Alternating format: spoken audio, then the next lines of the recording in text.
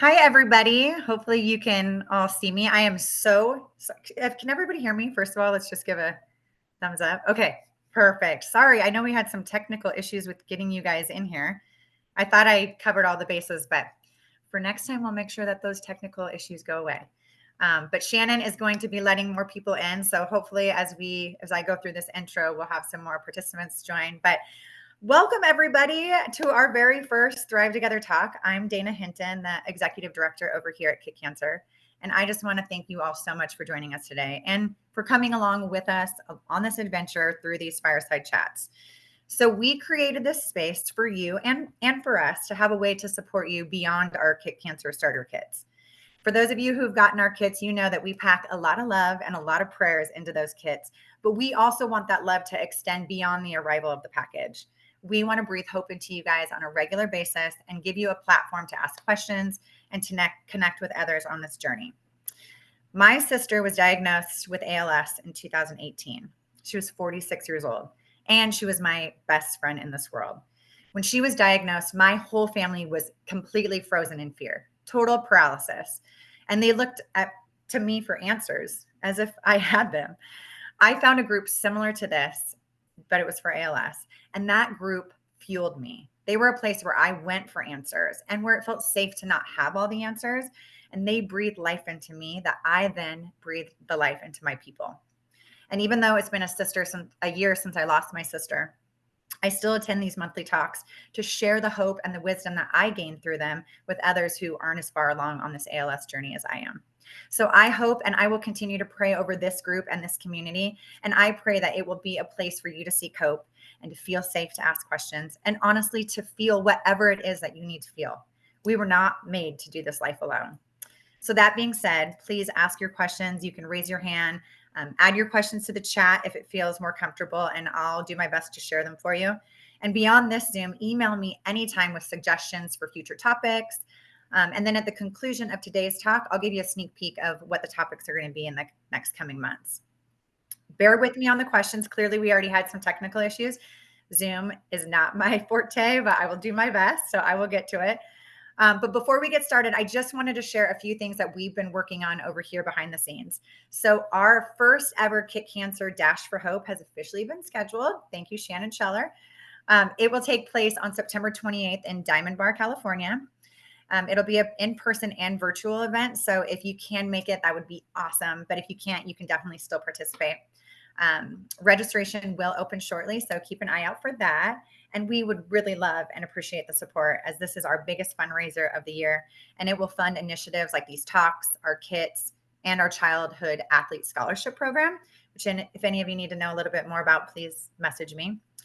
I'm going to introduce our speakers in just a moment, but first I wanted to let you know how today's talks are going to go and just the flow of the future talks as well. So the first 30 minutes will be educational. We'll have our guest speakers share their wisdom on today's topic. And then from there, we'll open it up for questions regarding that topic.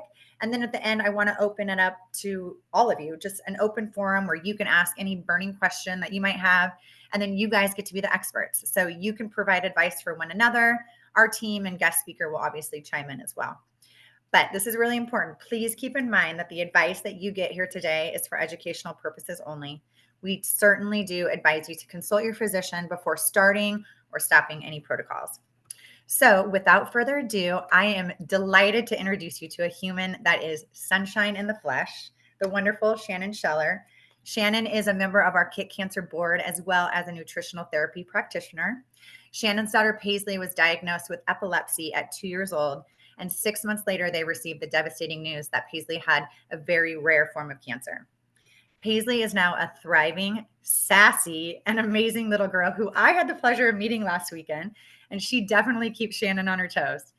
But Shannon found Season and KICKcancER during her family's cancer journey, and the impact that had on Shannon and her family is such a beautiful testament to God's plan and his purpose for our life. So Shannon, you can touch on that a little bit more.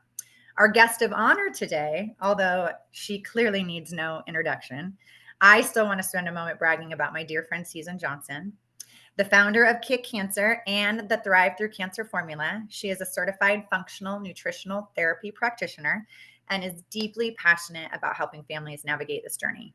Her son, Kicker, who's the kicker in our Kick Cancer, was diagnosed in 2013 with acute lymphoblastic leukemia.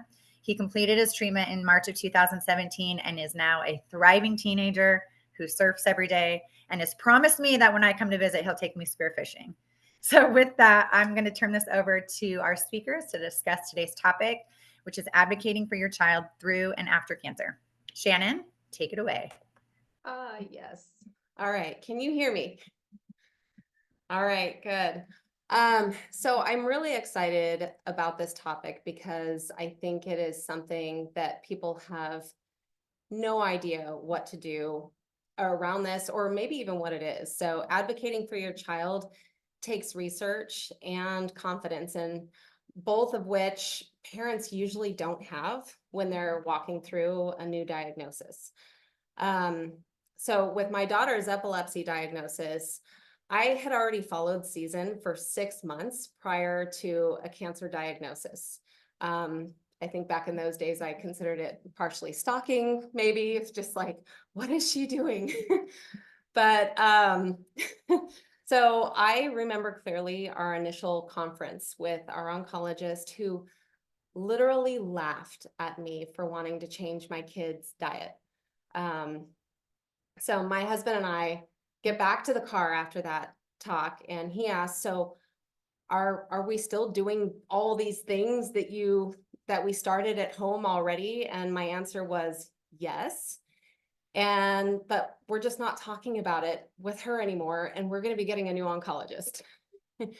And we did. And the next oncologist approved my 4-page list of supplements and oils and whatever else we were doing. But fast forward to the end of treatment, because my daughter was rarely sick or lethargic through treatment, the echoing words of other nurses and doctors were, well, we don't know what you're doing, but keep doing it and tell others. So now I'm here with my mentor and friend. And even though you probably didn't know this information before your child's treatment started, you're here now. And so there's no better time to start advocating than now. So I think really, Season, the first thing that we need to crack here is really, what is advocacy in cancer treatment and afterwards, and relating to parents? What does that even look like? Where do people start? That's a great question. And I love that you stalked me, and now that we're friends, and I love how Dana said you're sunshine in the flesh. That's the best way to describe you if you haven't met Shannon. Oh my gosh, that's totally her.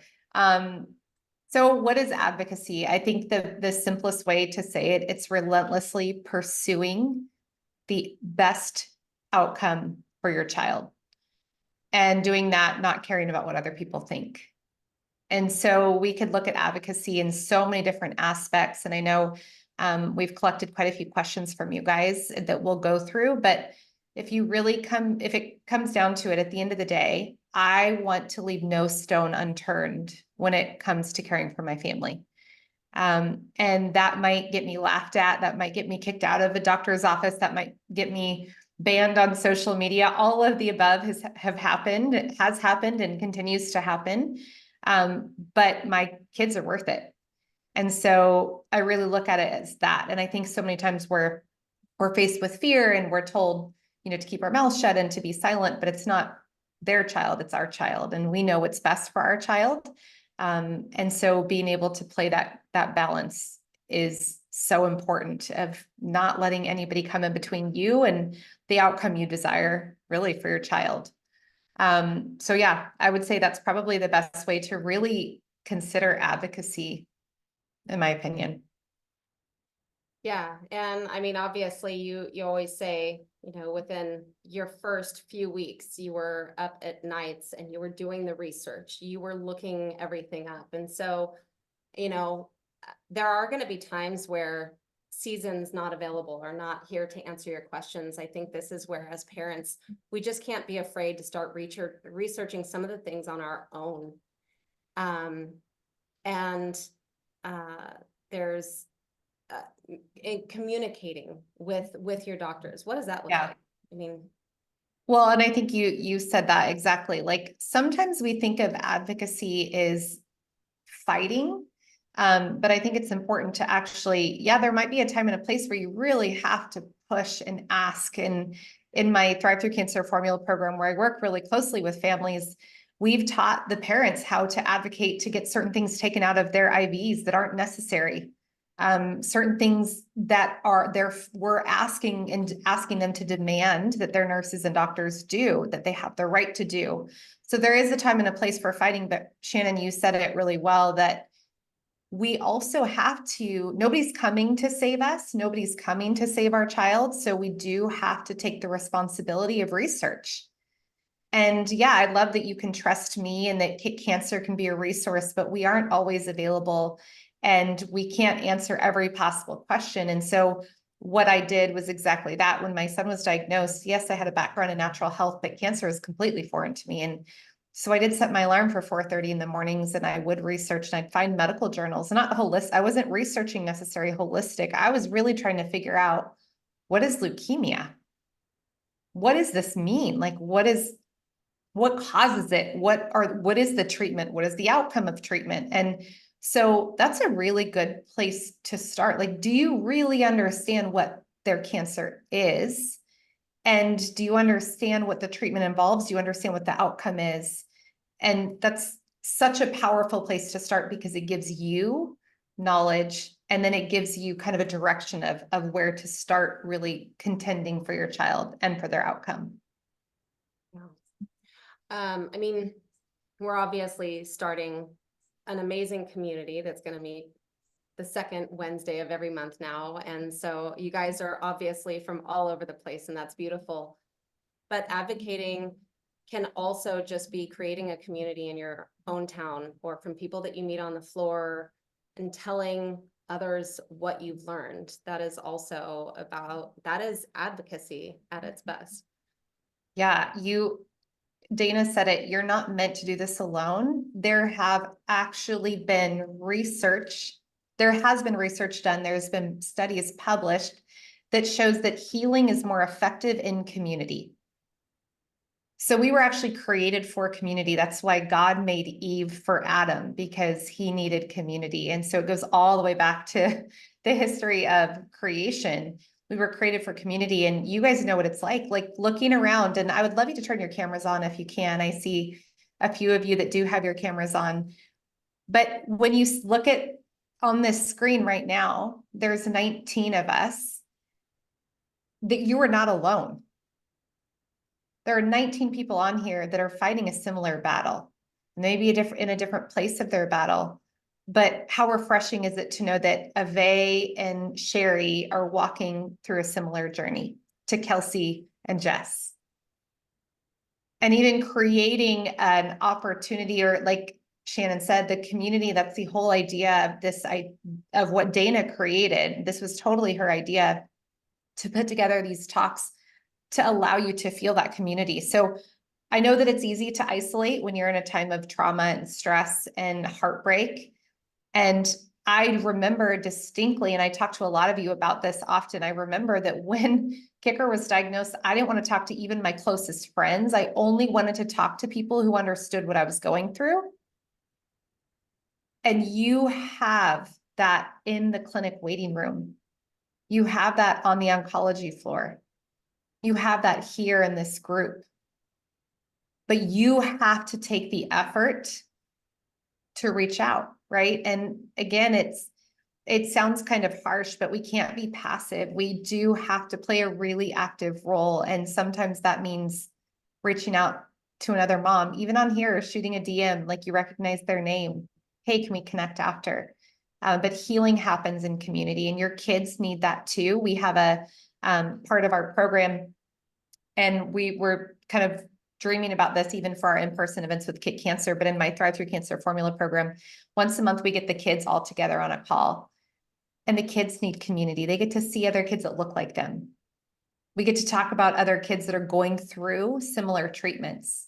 And so on these Thrive Together talks, we want to encourage you to maybe bring your kids as well. And while some of the information shared, they might get a little bit bored with, and it might be a little over their head, you could show them on the screen, look, these parents are doing what we're doing as well. They're making their kids eat healthy and take vitamins. And, so again, everybody needs to make sure that they don't feel alone. I I want to address Sweet Heather, who says that she can't stop crying. Not pretty. You know what? If there's anyone that knows how that feels, it's all these women right here. During treatment, I was haggard all the time, barely any makeup. And so these are your women, these are your people. And I am still to this day best friends, and feel completely at home in my pajamas with these women that I met at Chalk Hospital. So, but I hear you. You wrote that in there, and I even started crying because 7 years later, it still sits. It's still right there. So, when getting into this, everything feels overwhelming anyways. You start hearing like wah wah wah wah wah wah, like, right? Yeah. So it's hard to prioritize, it's hard, let alone thinking of advocating, because it's intimidating and it's overwhelming. So how do you overcome that? Yeah, this is a good question. And I would actually put a 1 in the chat if you feel really overwhelmed right now. Like in your journey where you're at. Because this is like a common theme, and Shannon said haggard. That's a good way to describe it. Because it's overwhelming. You feel haggard. You can feel completely exhausted and tapped out.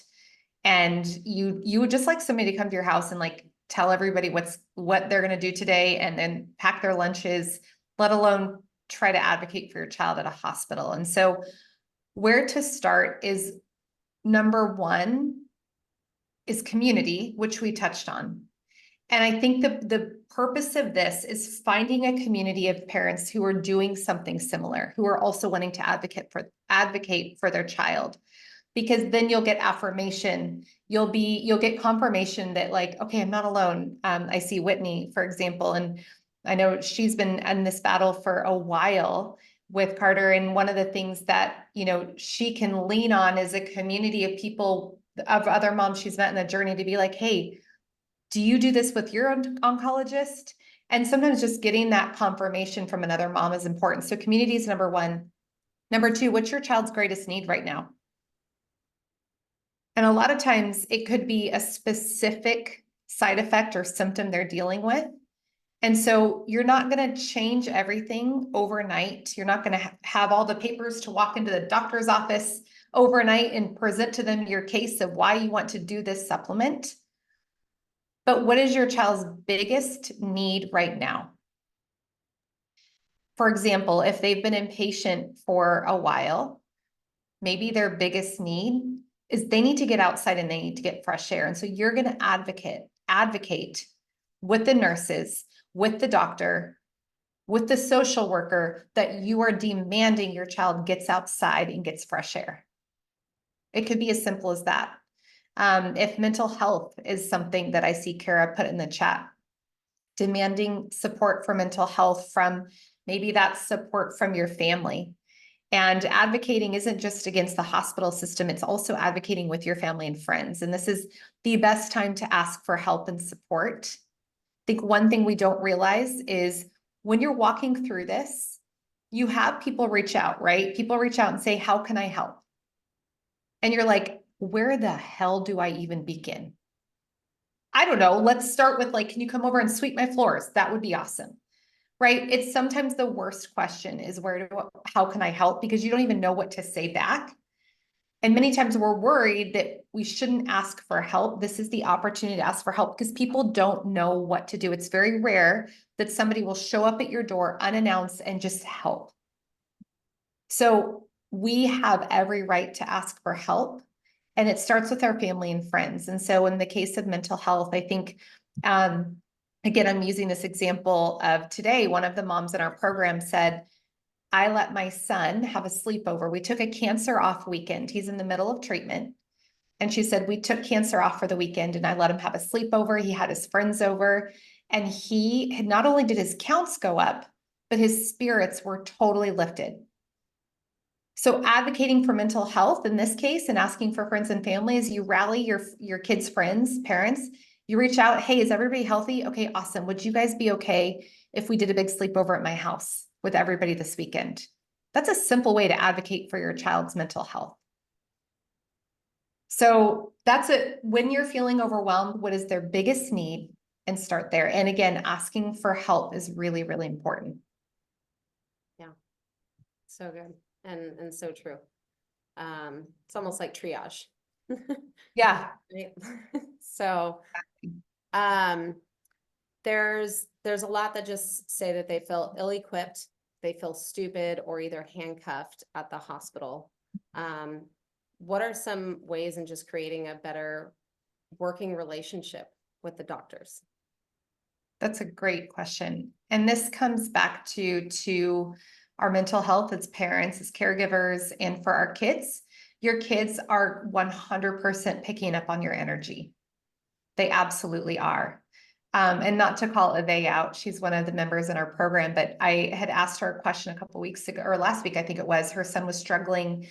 And so I was asking, how is your energy? How are you feeling? And asked her some personal questions about where she was at. And she was like, oh my gosh, yeah, that's how I'm feeling. And I think that my son is actually picking up on that energy. And so I want you to understand what I'm going to share about where your oncologist is coming from, because I think this will give you a different perspective and know how to approach. Your oncologist did not go to medical school because I wanted to F around with your child. Excuse my French, but there's really not a better way to put it. They didn't go to medical school to just make you mad as a parent and like power trip medicine. They wanted to be a pediatric oncologist because they wanted to help kids with a really gross disease.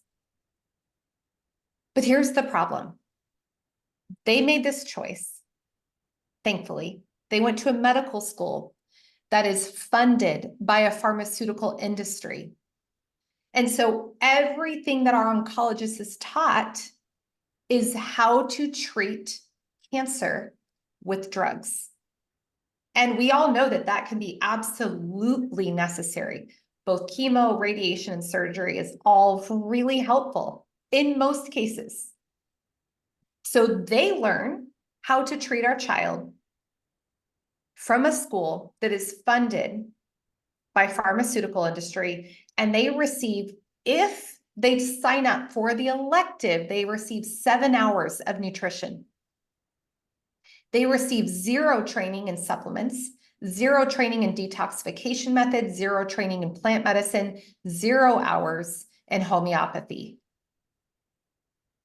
And so now here comes, I'm going to say Whitney because I can see her. Here comes Whitney barging into her oncologist's office. And she's got this bag of supplements that Susan Johnson told her, yeah, so I have this friend and she's a practitioner and she told me to give my son all these supplements. So what do you think? Immediately, here's what's going to happen most of the time. Not all the time, but most of the time. That oncologist is going to panic because they know nothing about nutrition. They know how to get your child from point A, which is a cancer diagnosis, to point B, which is NED, using chemotherapy, surgery, medication, and occasionally some other treatments medically. So the minute Whitney starts throwing out all these supplements they know nothing about, they instantly feel that they lose control of the outcome. And so in their best interest is to see they want to see your child NED, but they don't know how that's going to happen when you throw out all these things that they know nothing about. They don't know if it's contraindicated. They don't know what it is. They have no idea. They're not taught this. Now, some doctors are. Some oncologists have gone above and beyond and learned this, which is incredible. And we're hoping more will do that. So you have to understand that the reason that you get this pushback, and often there is this black and white, no, you can't do this, you can only do this, is because they do have your child's best outcome, but they only know one way to do that.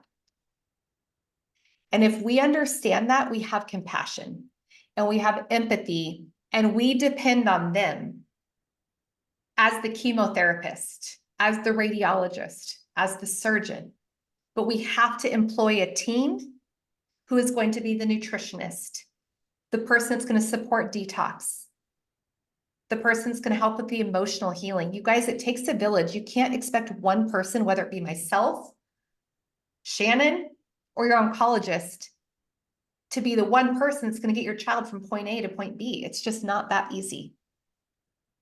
But if you walk into your appointment so thankful that your doctor chose to do this profession, but also taking the pressure off them because they just don't know, then I think your energy will change, it will shift, and you can be thankful and appreciative for what they are doing for your child, but then you've got to tap into the other resources and hire a team. And when I say hire, utilize the resources KICKcancER has.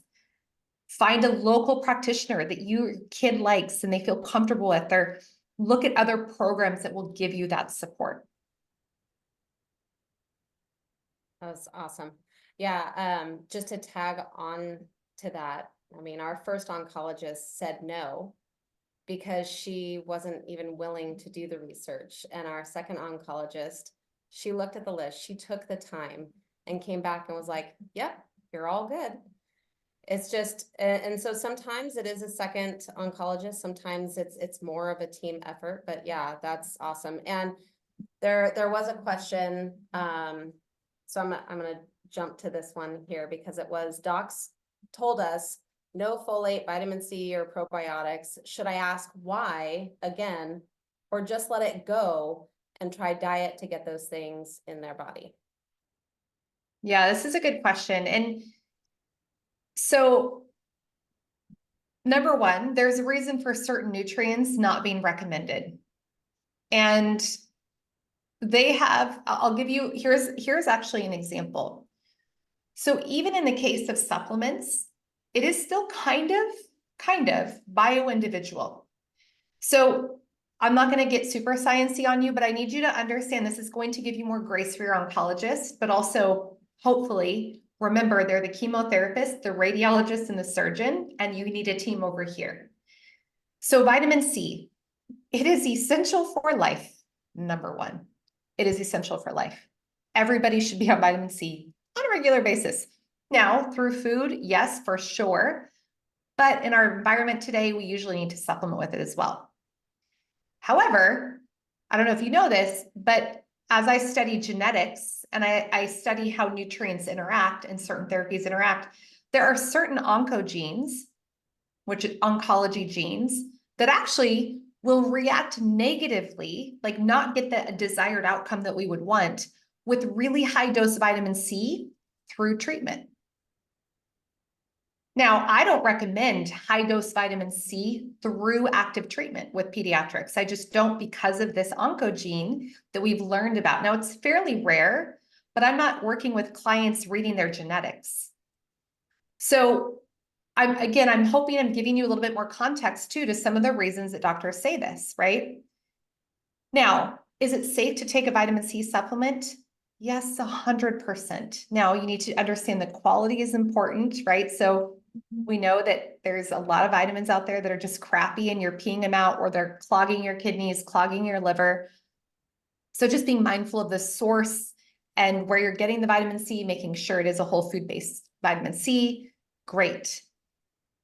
Will your doctor approve that? Probably not. Does that mean it's not safe? No.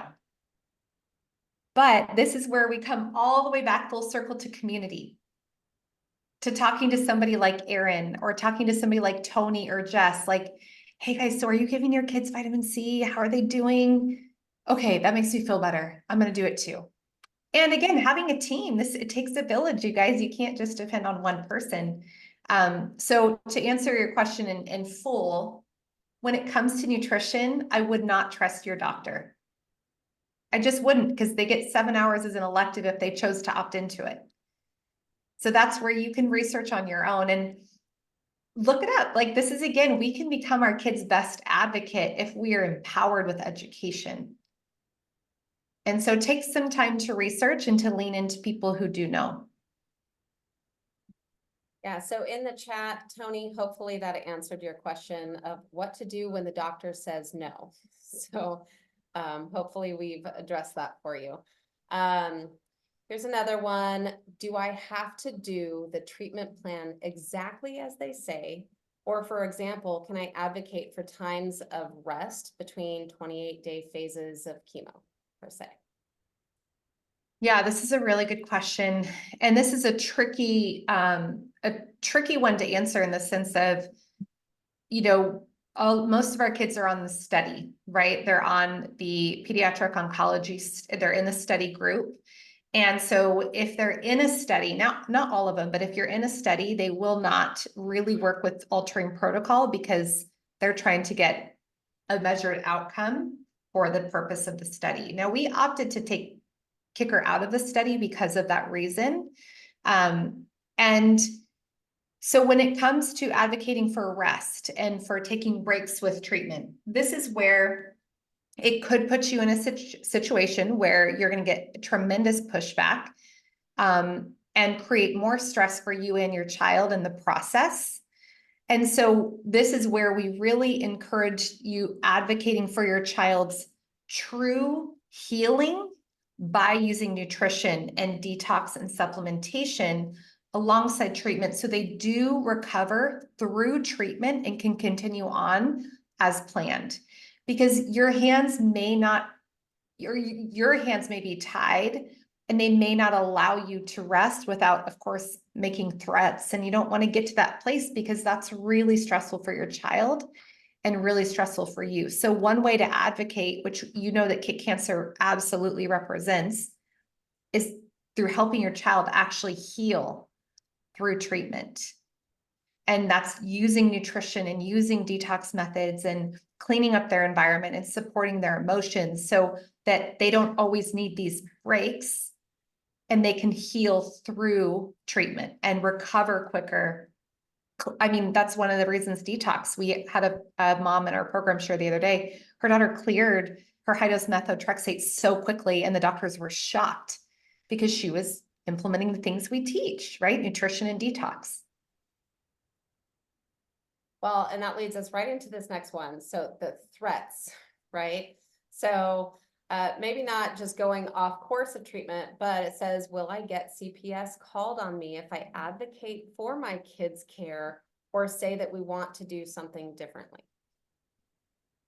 Yeah, I think it would depend on how you approach it and what you're asking for. So I'll give you an example. We spent, and I'm not exaggerating, and this is why I'm so passionate about this nonprofit and the programs I've created. We spent about $230,000, went into debt, charged up credit cards on a one household income, and all of the things that we did to figure out how to support our child. Thank God now 10 years later, I have been able to condense that into everything I do. So it's not 200, however many thousands of dollars.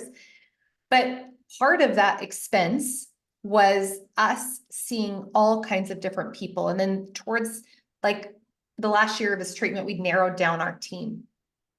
And so the point being, you need to decide what are you really, what hill do you want to die on? And who was going to be on your team to make you feel confident and maybe changing up part of the protocol. We did. And I won't share specifics just because this is recorded and for the safety of our family and our child. But there were certain things. Now we had to take chemotherapy exactly how they gave it. There was no getting around chemotherapy. There was no getting around surgeries. There was no getting out of LPs, none of that. But I had a team that we were working closely with that helped advise us on some of the other things. And so I did not bring this up to my doctor because I was confident in my team. I had a chemotherapist, radiologist, and a surgeon, and then I had my holistic team. And I leaned on them in that. Now, if I would have brought up some of these things or told the team, the conventional team what I was doing, CPS probably could have been called. So you have to decide, and I am such a proponent of not being passive. You cannot do this passively. I have some moms say like, well, I'm not going to give them certain medications that they're telling me to. okay, fine, but do you have a plan to like, there's a reason they suggest that medication. So let's go back to that, figure out what is our plan to support our child through this. So yes, can CPS get called? Absolutely. Is it sometimes worth the fight? Depends on the situation. Shannon sent me a reel in, this is a case that was very, well known for a while. I think it was in the 90s, right, Shannon, or early 2000s. Yeah. And this sweet little girl ended up dying from treatment, not from cancer.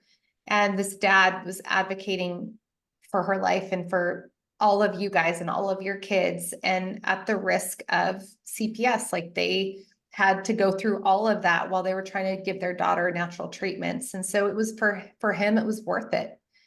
So I would just ask you, and I think it kind of comes back down to this, when you understand the role of your oncologist and you realize that that can't be the only role in your child's healing journey, I think it takes a lot of pressure off you and a lot of stress off of you as well. You don't have to do this alone. You do need a village. Like it takes a village of other parents, of organizations like us, of programs, and to really come alongside of you so that you don't have to make that, you don't have to get CPS called. But yes, they have every right to do that, unfortunately, and that's the day that we live in. But again, having a good, solid team will help you feel confident enough to hopefully not get to that place. Yes. So once you know better and do better, right? You're starting to advocate, you're starting to feel more confident. What's the best way of doing this with grace and peace? And grace in meaning not being angry with your physicians, and peace meaning, I mean, even for us, 7 years later, not freaking out while you're hovering over your child, looking for something to be wrong every day. Like, how do you have grace with your doctors and peace while you're constantly trying to be active during treatment and after? That's a really good question.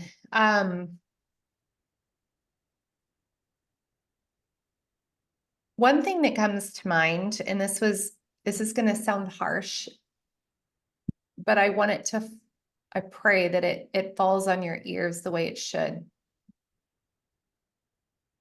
Who are we to think we're entitled to a healthy child?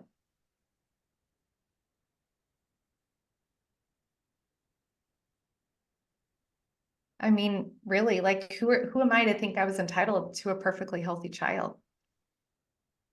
And so then all of a sudden that kind of brings me to my knees in humility and allows me to be thankful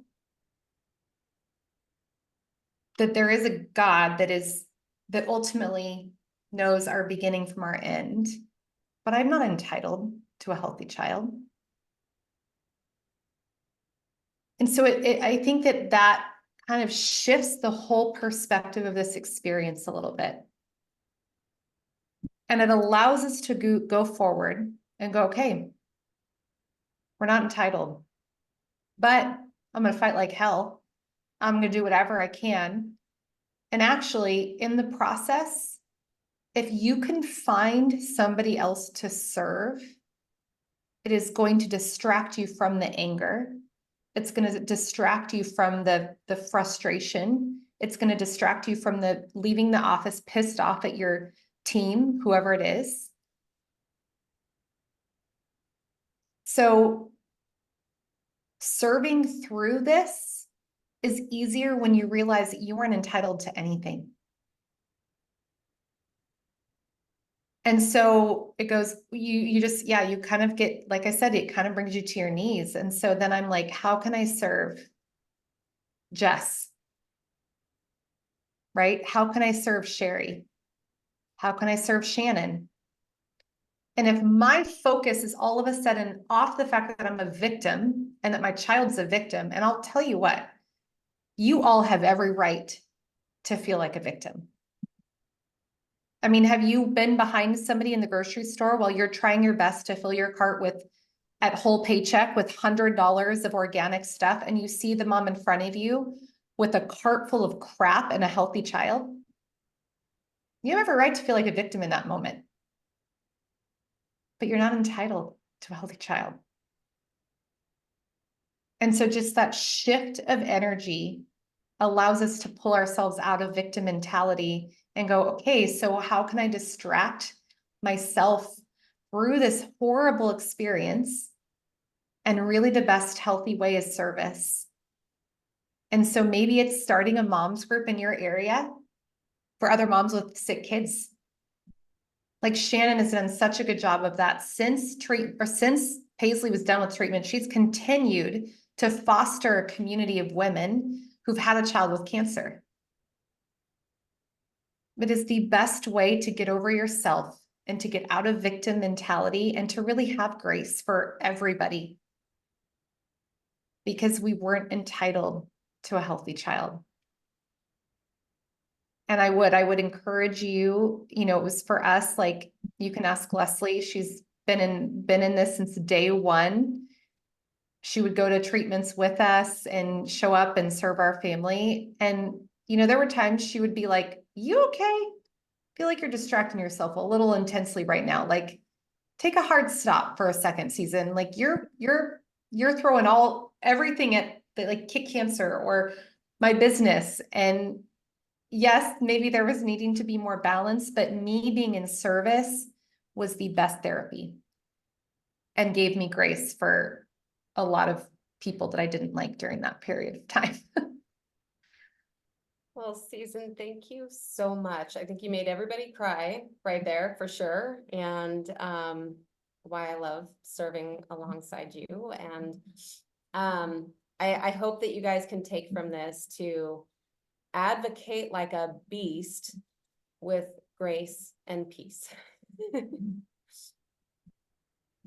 So I know Dana. I can come off mute for a second. I'm going to be sniffling now. Whoo! Sweaty eyes. That's what I say when I get teary-eyed. My eyes are sweating. We have about 10 minutes. So I just wanted to see if anybody has any questions. This is if anybody wants to come off mute. And this is also an opportunity for if somebody asks a question that you're like, I have the answer to that, like chime in. There's not too many of us here, probably because we had some issues logging in. So yeah, feel free to take yourself off mute. Are there any questions? Anybody?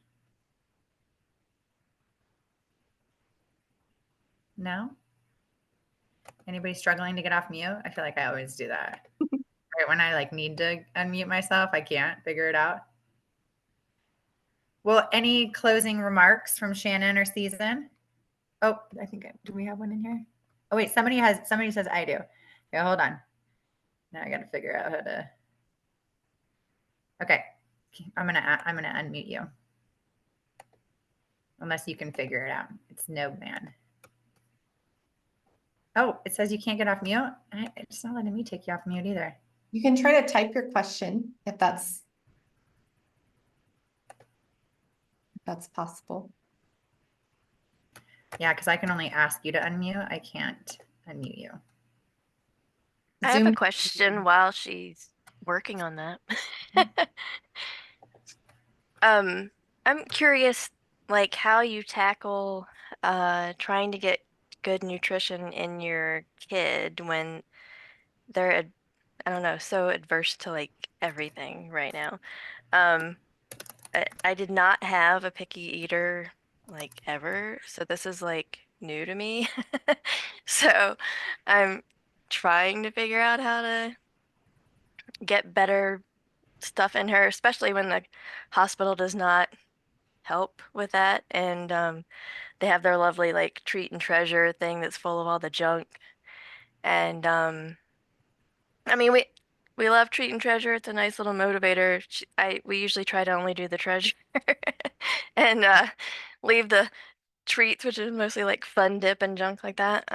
But just I mean, my kid's favorite food is sushi. She's actually really mad that she can't have the the uncooked fish right now. So like she's not a picky or wasn't a picky eater. Now we're having trouble because everything tastes different and all she wants is like salt, which is okay to some degree, but I'm trying to figure out how to get that balance.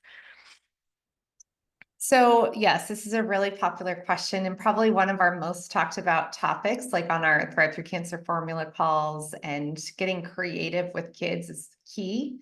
I did do an Instagram a live today, and it's saved in my feed, so you can go back and watch it. And I actually talked about our favorite healthy snacks to have on hand for kids, packaged and unpackaged. And so watch that, because I think that will give you some like good ideas to just start kind of paying attention to and stocking up on. Kids' tastes changes because of treatment and toxicity. So that's why we have to detox. And making sure you are supporting detox pathways, making sure you're supporting detox system, actively detoxing throughout treatment. And one of the first places to start, you guys, is detoxing their diet. You can't do all these detox therapies and feed them crap. It's just, I always say you can't supplement your way out of a bad diet. You can't really detox your way out of a bad diet either. So when people are like, what do I start with detox? Start with their nutrition. And so for you, Erin, and a picky child, my favorite thing to do is, her favorite food is sushi. So what you could do is you could make sushi, and this takes a little more time on your hands, but make a sushi roll. She doesn't need to necessarily realize that you're cooking the wild salmon or you're getting some good quality fish, but you guys make sushi rolls together. We actually did this at our house in Bend all the time. We did Monday night sushi night, and we did it with smoked salmon. We had a wild smoked salmon, and we did the rice, the sticky rice. We had the bamboo things, we had the seaweed, and the kids got to fill their sushi roll. And it was one of their favorite things to do because they had autonomy over making it. So with all of you, when your kids have foods they like, I promise you, there are ways to make it nutrient dense. I promise. I mean, every day in our Thrive for Cancer formula, I'm throwing out like mac and cheese. I got you. You got to be creative. In fact, on my website, you go to seasonjohnson.com and I've got a homemade mac and cheese recipe.